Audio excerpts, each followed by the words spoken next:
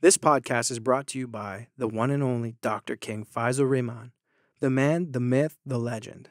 Thank you for all your contributions and commitment to all combat sports in Ontario. Your generosity will never be forgotten, and we will forever be in your debt. Welcome to the podcast. I'm sitting here with my very good friend, Woodrow James. Sorry. It's funny because just prior to starting the podcast, I asked him what his middle name was. He said Donald the Third, and I couldn't get it out, but it's Woodrow Donald the Third. Well, thanks for having me, Jam. Sorry, it's like I haven't talked to you in ages. How you been? been? I talk to you every day. I talk to this guy every day, every single day. Probably Woodrow 3-4 James. times a day. What's going on? Woody's my my matchmaker to all the events. He's the reason I got into podcasting. Jesus, into promoting events. With Alex too. So with Alex Caparici and Robin Black. So you guys were the first people that I ever reached out to before my very first pro show. What year was that? 2014? 13. 13 going into 14. Yeah, because we did 3 pro shows first together as provincial fighting championships. Western Fair was the first one. That was the very first one. two. Yeah. And third one was Budweiser Gardens, which was the very first charity event that we did professional MMA. So we've known each other quite a long time. I remember the first time I met you. I pulled up at the Agriplex, and there was you and 4 really large muscle men, or bigger guys. Not that you're not a big guy, and you were standing. They were a lot bigger than me. Yeah, you were standing beside your smart car. Yeah, that's how I met you. I pulled up and I was like, "Oh, nice to meet you." Good. That was, and then we toured the venue, and the rest is history. And we clicked right from the get go. Now, for the people that don't know, how did it all start for you? I mean, you were doing fights over in Michigan. Like, you've been like a person who's been in this community for a very long time, and which is why I reached out to guys who had a ton of experience. And you had already had a ton of experience. You've been doing this way longer than I have. I think doing it. First, I got into the sport. I lived in Sarnia, trained with John Fraser, and then I moved to London. Oh, best coach I ever had. One of them. And I moved to London and moved in with Chris Clements. What year was that? 2004, I started training. I moved to London in 2005. 2005. Yeah. Okay. And I lived with him, and he made me hold pads for him, or I was smoking cigarettes and like partying young, and he just kicked me in the ass and started making me go to the gym all the time, signed me up for a kickboxing fight. I got my ass kicked and just kept going after that. What about promoting? I broke my foot training, and I lived broke in the basement of Mency and his wife, Carissa. And I just played on the internet harassing people to get fights because I trained with all these killers, but there was no fights in Ontario. All smoker shows back then. And we were a border city from where I'm from, Sarnia. And it was just easy. I met a guy, Matt Flynn, and that was August 1st, 2008. It was Battle at the Border 1. I listened to your podcast with Jesse Gross, and that was his first fight with Justin James. It was the co-main event, and he was 0-1 fighting a guy with 17 fights for the main event or co-main event. And I just listened to the interview with Gross. That's why it popped in my head. But that was 2008 August, and I think I ran 17 Battle at the Borders in Michigan. Oh wow, that's a lot of fights. And then but I worked at XCC, it was called. We just called our event Battle at the Border, but it was XCC. And 70 events. He was running a show to every city, every weekend. One weekend he's in Pontiac, then Mount Clemens, and then Lansing, Michigan. And I was just touring around to some of them. I helped him matchmake a lot, but always was working at the events. And then my buddy knew a guy in Sault Ste. Marie who moved to Toronto and was working at the Score Fighting Series. Is that Brandon? Brandon Fife, yeah. But my buddy Mark was harassing him. He's like, my friend knows MMA. Like, if you're into this sport, just kept bugging him. And at the time, nothing came up. And then Alex and him were working together, and me and Alex have been buddies too. Shout out to Alex Caparici. It's like, usually I'd be talking to the 3 of us on a conference call. Usually. And he introduced me to Brendan when we went to a show in W1 or Rec. It was in Ottawa or Gatineau. And John Fraser was fighting then. So I went down with him and I met Brendan, and we hung out all weekend, drank, had a bunch of, just hung out. We have the same personalities, such a good dude. And then he hired me for June. What would that be? June. What year was it legal? 2010. 2010. Okay, so it was June 2010 was the Score Fighting Series 1, and I was the driver. Hired me to be the guy back and forth to the airports for all these big pro fighters. And this first cool job, right? I have a real job too. I work at Canada Post, but I loved this. I was like, I'm part of MMA. And I get to the airport. Have I told this story off the thing? Yeah. Okay, yeah. it's a funny story. Tell it. So I get there. I'm going to pick up Theory Sokaju, who's like, he's fought big names back in the day in MMA. Marius Aramskis, he was fighting Jordan Mean. And Lee Mean, who did he have? Oh, because he was with Jordan. No. I can't remember who. It was somehow in that group. It was probably Jordan. Yeah, I think Jordan was already there, but it clicked in my head that he was fighting him. So it was Aramskis, Mike Kogan, I think he was a manager, a matchmaker, and Theory Sokaju and his guys. And I get there, and I'm there for hours. I finally get all of them together. We're walking back. I check my pockets. I can't find the keys. I'd been at the airport for hours, and I'm from Sarnia, so the Pearson Airport in Toronto. I'm scared. Wow. Oh, what do I do? We get all the way to the van. They're sitting right beside the door. That's hilarious. I dropped them as soon as I got in. You were lucky. But I never looked back, and I didn't tell them that until like 4 or 5 events later, because they would have been like, "Who is this guy?" You're gone. And then I had a couple fights. That's the first event where I matchmade on yours. I scrapped. Yeah, you fought on my I was never supposed to fight, and one of the guys, we put him on the card, and he's like, "I want to fight you," because I wasn't as skilled as most of the guys on the card. So he like begged for me to fight, and I won. Yeah, I remember that fight. Kyle Stevenson, good dude. Yeah, super great guy. And we were at the same skill level. I just got him that night, right? He probably would have kicked my ass any other night. I think it was more of a mental fight on your end. I think you beat him mentally on that fight. He's tough. He's a tough guy, man. He's a good scrabber, but I think he got into his head. He'd fought in Michigan a bunch like I did. And when he was in Michigan, he never sold tickets. I'd always fight and had 100 people there watching, cheering or booing, but people were always there watching my fights. And then we got there, the whole crowd cheered for him. He was in London. And I can remember, because I've watched the video 7,000 times probably. and he just looked, he walked in there like, holy shit, look at all these people that are cheering for me. And it was a minute fight, but we've still chatted a bunch of times. My wife actually, or my fiance, she, one night we were out, after a prospect show, we were out at Joe Cool's after, and a whole night of a bunch of us, and Kyle was there. The next day she goes, "Look at this picture I got with this guy," and she shows it to me, and Kyle's gained a lot more weight since we fought. He's got big neck tattoo, and she goes, "Who is this guy?" And I'm like, it was just such a funny story that he turns out in a picture with my wife the next day after drinking. Shout out to Kyle. Yeah, shout out Kyle. That's hilarious. Now let's go back to the Port Huron days. How many guys did you see go through all that system that ended up UFC?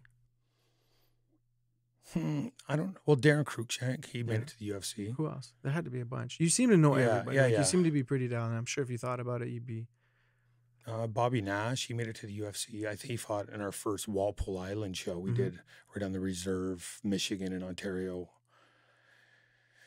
Cruikshank was the big name, but there's all the Ontario guys came through there, like Adam Asenza, Kyle, Preplik's in the UFC. He had a bunch of fights over in Michigan, I believe. Like Jesse Gross. A lot of guys, Adam Asenza and Jason Meisel, they were like my top 2 guys as pro became legal here. Jesse had been pro for a while, and I remember they were the first fight I helped them get on the score, and they were the first main card fight in a TV event, and they blew the roof off, and they were pro debuters, but they had 7 or 8 fights. So Port Huron days, like there's so many guys that have went through there. I don't know. A lot of guys that made it to the UFC. I probably just can't remember. I'm just more of the buddies with all the Ontario guys, right? Yeah. Did you ever go to any shows over there? No. I didn't know you back then. Yeah, but it's like I did a lot of the Walpole Island, the Oneida. What's his name? Albert? I brought a Michigan guy over one time to fight his guy, and he's the promoter, and it was so sketchy back then. And he was a good guy, whatever.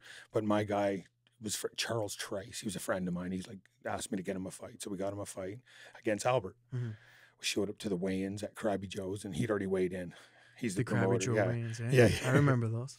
So he weighed in, and my guy was on weight, and Albert was definitely not on weight. He still took the fight next day, and he beat him. He beat Albert? Yeah, but Albert's a guy paying people, so he beat him, and I had to go into this dressing room, and it was all good guys. I don't want this to sound bad, but pretty scary for me to go into the Walpole Island dressing room for the hometown team and go, "Hey, you got that money?" And he's beat up with all his buddies. So one of those experiences I had. Oh, he paid it. I think he lowballed, but who knows? I don't even remember how it went back then. But what was your last name? Dockstader. Oh, okay. Yeah, I remember dealing with him. I remember him when he fought. I remember him backstage, and I remember to hype himself up for the fight. I heard a garbage can go flying across the room, like in the backstage dressing room. Boom, boom, boom, boom, smash! Garbage can, garbage everywhere. And I looked. I'm like, what the hell's going on? Did pop off inside the dressing room? Was there a fight? And then there's Albert, and then he started screaming, ah, ah, like. Then throwing another garbage can goes down the laneway. He's walking to the cage because he was called out to fight. Oh my! He's throwing a garbage can. So he was walking through the venue and he's screaming. He's like like getting himself all hyped up. So he stops where the referee. All I'm thinking is Duke the Dumpster Druzy in wrestling. That's what I'm thinking. Yeah, that's what it reminded me. The garbage bag. Because I was like, and I followed out of the back of the dressing room because I was like, I got to see what's going on. This guy's like yelling and screaming. He gets to the cage, not where the referee does the pat downs. Well, he stops and it's his wife, and his wife's holding the bucket, or wife or girlfriend, one of the two, and he looks at her and he goes, he goes, hit me, and she just slap. Oh man, she gave him the biggest huge slap, whap, right in the face. He goes pop, and he goes, hit me again, big. She winds up real big slap, and then he boom, and then he ran into the cage. Did the circles, whoa, yelling, screaming. He was all pumped. And then I can't remember. I wish I could see. If you were there, you would remember who he fought because you're an inside. I only ever saw him fight the one. He came out, and then the guy smoked him. The guy smoked him. And are we talking about the same story? Probably like under a minute. I think it might be the same story. It was fast, and that was on Walpole. No, it's the only time I've ever seen him fight. I feel like we're just bad talking. No, I'm not bad talking. I'm not bad talking. I'm not bad talking. I'm just saying, I'm saying he was he got super hyped up to go into this fight, and then it was just the fight happened so fast, and you're like, shit, all that energy expended for a quick fight. Anyways, that's funny though. But I think those fights, the garbage. But I look back at those fights, they were crucial for a lot of the Ontario guys. I saw a lot of guys. I seen Mency fight out there a dozen times. Shane Campbell fought out there a ton of times. Dennis Purick, Will Romero, Jesse Gross was the champion out there for the longest, the fighting spirit champion for the longest time. Yeah, there's so many guys out of even just those times, that evolved to go on to bigger, better things too, right? So it's the whole province had its own. It was all unsanctioned back then, though. So as much as I was a part of the Michigan scene where you didn't need medicals and we were all new to the game, but everyone was doing it. It needed to be sanctioned. Well, cleaning up the sport is the best thing for the sport. Of course. The stigma of selling a human cockfight, let's call it, because that's what people look at it like. I see it, but it's better that it's clean. It's better. You want it cleaned up.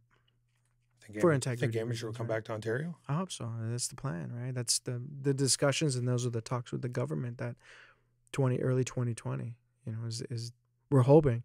And I mean, it's not good for our guys because you see people that aren't ready now have gone pro, and I don't mean to be negative, but there's a few guys that have gone pro and done well. There's some that have gone and shouldn't have went pro. Well, you need because they have no. They had to. There's no amateur shows right now, or there's guys driving to Montreal. I'm sure they get their gas money and travel, but what's that? 10 hours going down there to fight. That's a hike. Free. Yeah, that's a hike to get experience. And when we were banging them off, 31 events we did. That's a lot of events. That's a lot of guys. Think about how many guys alone just went through the amateur ranks. Well, our whole pro show coming up, Prospect. Most of them, almost all these guys. September 28th, Western Fair Agriplex. Knockout kidney disease. Don't forget to get Dr. your tickets. A little shout out to Faisal. But you want to talk a little bit about that card? Oh, see, we need Alex on a three-way. How do you do that? Hold on. Hey. Alex is just so much smarter at all these. What do we got coming up? So start the main event. TJ Laramie versus Paris Sanford. Mm-hmm. TJ's Ontario's next big thing. Everyone believes MMA are like such a killer. Do you know he fought for me on a kickboxing show when he was like 14 years old? Oh, really? Yeah. I remember seeing him and he stepped on I weighed him in on the scale, and it was like when it was just a smoker show, and he stepped on the scale and I looked at him and he was jacked to shit. He was all chiseled, and I remember his rib cage because he had the boxing glove rib cage tattoo, and I think it was his only tattoo at the time. That's how young he was, and he looked younger than Tony now. Like he looked so young, but he had so much confidence in him. Like looking at him, he was just the natural. He was the piece of cake. He's like, I'm here. This is a piece of cake. Steps on the scale. He was super young. Steps on the scale. It didn't even faze him. And then he fought a guy. I can't remember who he fought, but poor guy. He destroyed him. He destroyed him really bad. And we're like, ooh, shit. And this guy was like really good. He was really good. And then they all start so young now. Those like the sport. Mm-hmm. And then he went to Japan. He pro debuted in Japan. Gross was supposed to go to that one too. When he was 17. Would he have been? They probably let him. I think he was 18, 17. right? Yeah, he did it before. Maybe 18. Though, no, but he around was 17. That, yeah. I remember just because it was like, holy shit, this kid's turning pro in Japan. And then he went over to Japan. And then 22 fights or something, like 11 and 11 or something. I think the guy had a lot of fights. Yeah, the Japanese guy. Yeah, and he just whooped his ass. Yeah. And that's why it's cool to see him come full circle from seeing him in a gym, in the back of a gym at 14, 15 years old. And then all of a sudden now he's fighting. Yeah. I reffed one of his smoker fights. I was at an event years ago, and he was young too, and he tuned the guy. And it was in a cage, like they did a smoker in a cage. And wow, long time that guy's been. The generation. I want to see him go to the UFC. It'd be cool. Same, me his too. Last fight I think he will. I totally think he will. Yeah, he should. Yeah, I totally think he will. He's so well rounded. He's young. And even if he didn't get on anytime soon, he's destined to go there anyways. It's just a matter of time. But even the UFC is not the show to go to now. It's where you're going to be taken care of. Like, it's cool to go to the UFC. But this PFL for $1 million if you win. That's huge. Bellator, I think they must be paying guys better. Mm-hmm. For the little weight classes, like, let's talk about Tony. Tony's on the card. Mm-hmm. The 125ers and the little guys, they're fighting in Japan for huge money. Ryzen. I think. Anyway. It's not like I've seen a contract. Ryzen, One, Glory. Ryzen, yeah. That's it, Ryzen. That's where Crookshank was being. You don't have to, like, the UFC's not the only thing you can choose from, right? You need options. You definitely need options. Like, it's guys chasing money, really. They want to get paid, and they deserve to get paid because they're taking the most risk, the most damage, really. But that's part of our problem in Ontario, because our fees are so high compared to other provinces or states. I know there's a lot that have the same bills that we do, like just cost to put up front as a promoter. But we can't pay the fighters very good. Mm-hmm. Like, our budget has to be low, and it's so disappointing. Like, the debut fighters, we could talk all day about this, but the way the sport is in Ontario, we're blessed it's here, but the cost and the price and all that stuff, there's a lot of the times I ask myself, do I think it's worth it? Well, we're at the Quebec, Michigan borders, right? Yeah. I'm sure it's way cheaper. I want to say $3,000 to $5,000 to run a show, and in here it's what, 25 to 30, like for just commission costs. Mm-hmm. Am I right or wrong? Yeah, commission alone is like 15, but then like over 20 in deposits. Yeah, there's other things that they ding you with along the way, but ideally it really depends where you are located too, because you're paying a lot of travel costs, fuel expenses. Yeah. Like, just Windsor alone was like $7,000 just in gas. There's a lot of money, and a lot of guys have to stay. And that's down 25 guys, and then that's hotel bills, and you know what I mean. So I talked to a lot of fighters about this too. But they deserve the money too, the guys that are coming. Oh, sure they do. Working. But everything comes with a cost, right? And if it was one of those, like, if you were selling out 10,000 seat arenas, different ball game, different talk. Seems to be 15 to $2,000 is a successful show here. Yeah, 2,000 plus, right? 2,000 plus, then you go, okay, but that's still not really big numbers. I was part of a group. We did 3 in Sarnia, and then with the 3 three's we did good, in London. but imagine doing 6, 8, 10. Should be all. It should be that, and it's unfortunate because the guys that are the future stars, the guys that are the ones that travel to get fights. They got to travel to do those fights, but it's too bad you just couldn't go bing, bing, bing, bing, and it was a well-oiled machine where everybody was was benefiting from it. Well, prospect fights now. We're back in the game pretty actively. Yeah. There's BTC. But There's BTC two is another- Ontario shows that yeah. keep. It's Guys getting guys active. fighting. Mhm. Getting licensed isn't easy in Ontario. So No, it's not. And that's why Faisal is so important too. Shout out to Faisal. Because just, he's the man. bless this If it wasn't guy. for, he's got me licensed. I competed this year. I just remember that. So people don't know. I got back in the cage after 5 years. Just wanted to get my button gear. I was lazy, so I went to the gym all the time and decided to take a fight. Got my ass kicked in 26 seconds. Is what it is. But I got back licensed and fought. Faisal did all my medicals, and then I was going to fight in September here. And I'm have to have hernia surgery, so I'm old, I'm done. I decided to give it up. So that's one of the main reasons I'm on board again. Like, we talk all day dealing with this, me you and Alex, always going for this event. So that's my contribution back, right? Yeah, absolutely. It's a charity event. We're doing this for the goodness of our heart, for all his charities, right? Because Faisal's done so much. What number is this? 13. Yeah, this is it'll be the 10th show. Showdown in the downtown. Showdown in the downtown. I'd like to take this opportunity to thank my sponsor, Rycor Countertops. They deal in custom countertops in quartz, Corian, Meganite, laminate, and butcher block. They also have custom kitchen cabinetry, closets, laundry rooms, and millwork. They're family owned and operated for 18 years, knowledgeable and highly experienced staff, and friendly customer service. Head on over to 1069 Clark Road. Check out their showroom today. Oh, okay. Let's get back to the fights. I want to talk about just a couple of the matchups because I know my time with you is limited. Chris Lee Byrne, Scott Lamont. Ooh. Two Ontario guys. I like it. Yeah. Striker versus grappler. Yeah. Maybe. Never know, though. Lee Byrne could knock It's him at out. heavy. It's Chris at could knock- heavyweight. not- See, Yeah. I'm getting a lot of pressure on people asking a lot of questions about us, thinking it's not a fair matchup because Chris is a high level jiu-jitsu guy. There's a weight difference for There's sure. but there's a weight difference. Scott's had a lot more fights. If you do the math on it, they both have probably around the same amount of fights. Oh yeah, okay. Yeah. Like if you add up all of Chris's amateur and his, I'll ask him about it because I have him coming on tonight. But if you do the MMA math on it, they're pretty much almost identical. In fact, Lamont's more active. Boxing too. Everything. Kickboxing. Yeah. He's a hell of a lot more active. He's always in shape. He's in great shape for a heavyweight. Oh, of course. Like Go. Like nonstop. Like he's a fucking energizer bunny. Chris Lee Byrne has that Good jiu-jitsu, man. great jiu-jitsu. Great jiu-jitsu. And that's. But he'll stand with them. You watch. Chris will stand with Yeah, them. because he like wants to that. show off his striking too, right? A lot of guys do that when they have that one strength, that hard strength that they'll resort to other things to show that they still have a lot in their arsenal as well. Will right? Lamont use reach? There's a long distance thing. He's not a Do kicker. you think he's stronger?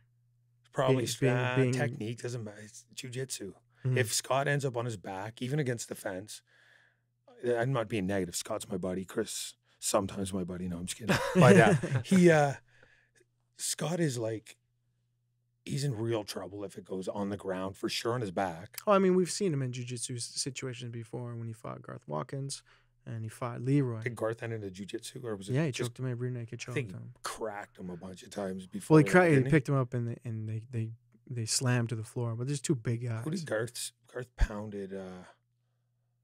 Who did he fight twice? Oh, Calvin. I don't think he pounded.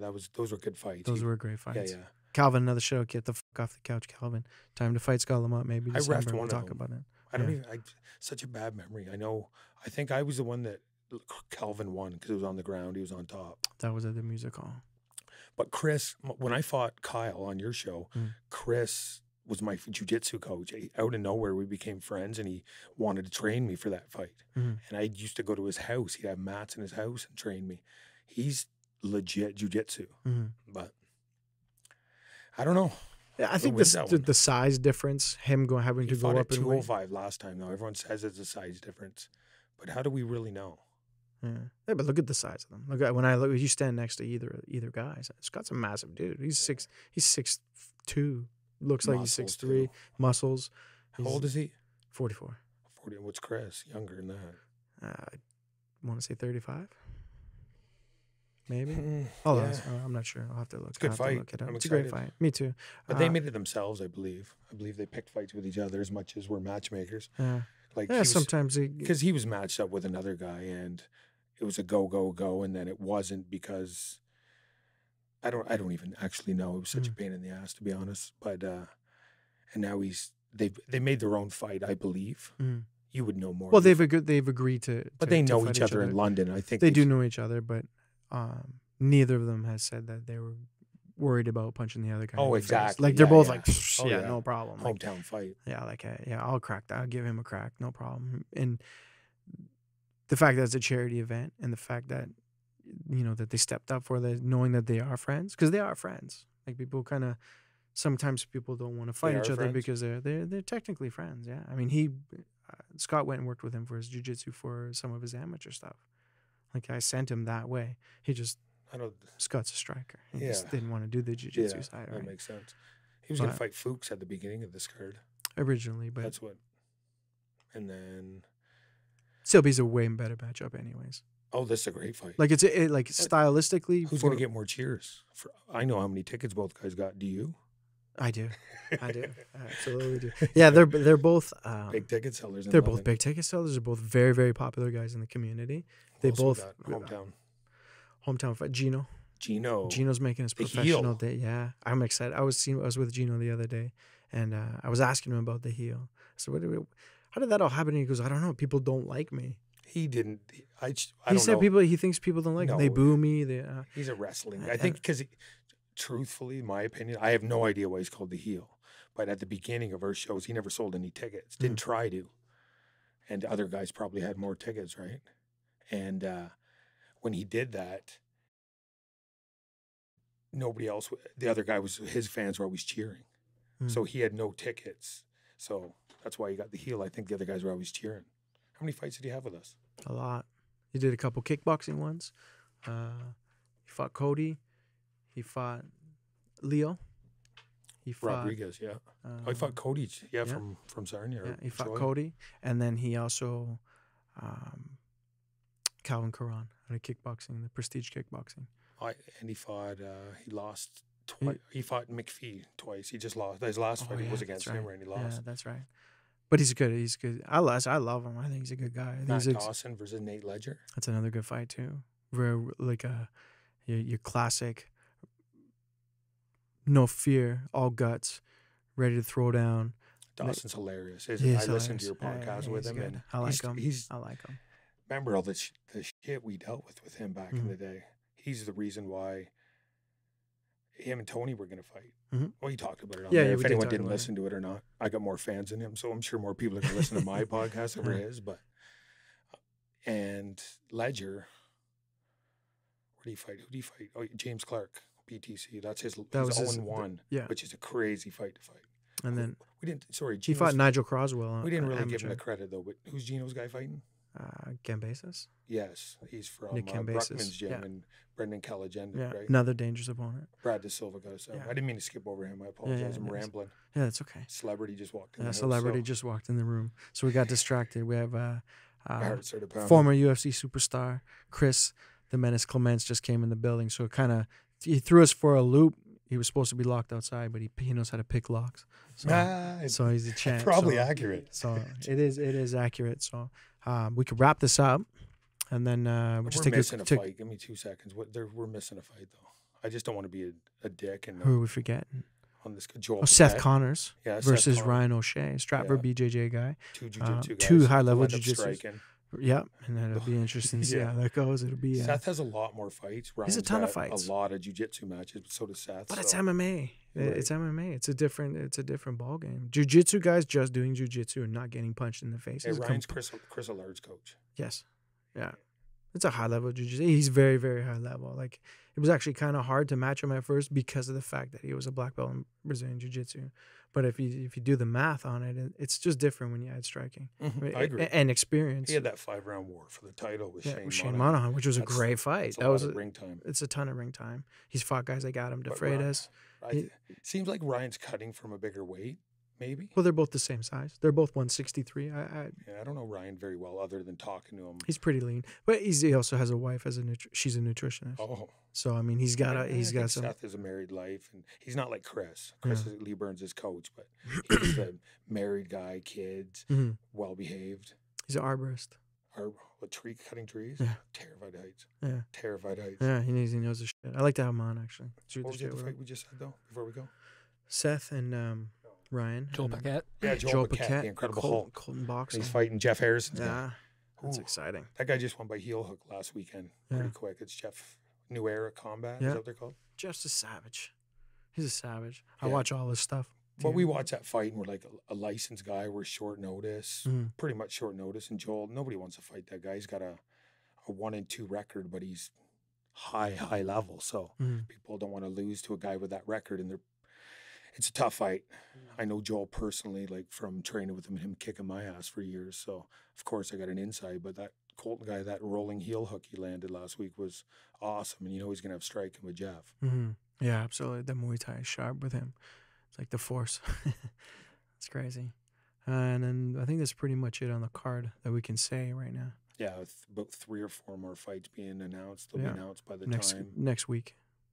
The plan. Alex was working hard today. I remember talking to him. Adding a chick fight, I think. Oh yeah. Yeah, adding a girl fight. So we'll give us a couple days with that and see if I can. I have 3 kids in sport, so I had a busy Women day. fights are the best, man. I would try. I always ask you, man. Make sure you get a girl fight. Bobby Joe DL from Sarnia has legit beat the shit out of me, and she's a female fighter. Do you when you spar with her? Do you crack her for real, like full time? Well, I haven't trained with her in years. I tried to. I remember she, those sock in steps. Yeah, they're not like the hard one. She kicked me right in the face one time with those in it. I've fought a lot of dudes too, and so when you say chick fight, she's a machine, high level. She was in for that PFL $1 million fight, eh? Yeah, what had some happened tough luck the last fight. My kid's a super fan of her. So he's the one who more updates me. I think she went 1-1 there. Had a decision with a girl, high level Muay Thai, and then her last fight lost by sub. But the girl she lost to was high level. But any given day, Bobby can KO anyone, right, with her knees or her hands. Savage. So what are you doing these days now? What do you do outside of all the fight stuff? Well, I've been 14 years letter carrier with Canada Post. 13 years. Look at that. Years, eh, Betch? I used to live with the guy, so when I got hired there. And I had a gym for a while, but we closed it down recently, and me and my wife started, and another business partner started a plant-based catering company. They're taking the leads. I'm more of the guy who sets up and tears down and drives and picks them up and does that stuff. Did she bring food today? She did, yeah. She bought a bunch of sauces and soups I told my wife that she was going to bring some in the vehicle. Whacking. Your wife. Whacking. Maybe they're eating it tonight or drinking wine, one or the other. I don't know. We'll find out in a little bit. Exactly. But okay, let's wrap it up. Okay, take a little break. But thank you, man. I appreciate you coming in. I love that. I'm here for this. Yeah, me too. Told you it was easy. Yeah. Piece of cake. Okay, bro. Thanks for having me. Awesome. Thank you. This podcast is brought to you by Euro Sun Tanning Salon. Do you suffer from eczema or psoriasis? You have acne or sore muscles? Head on in today and visit the tanning beds. They got regular and mega stand-up beds. Get that beautifully tan look that you're looking for. They also offer natural Mystic Spray Tan. You can also purchase premium products such as Australian Gold, California Tan, Designer Skin, and Swedish Beauty. There's many different packages to choose from, 6-session package or a 30-day pass, even single sessions. Sign up today in your membership and get $70 worth of product. They're located across from Masonville Mall in the Wendy's Plaza at 60 North Center Road, London, Ontario. Visit Euro Sun Tanning today.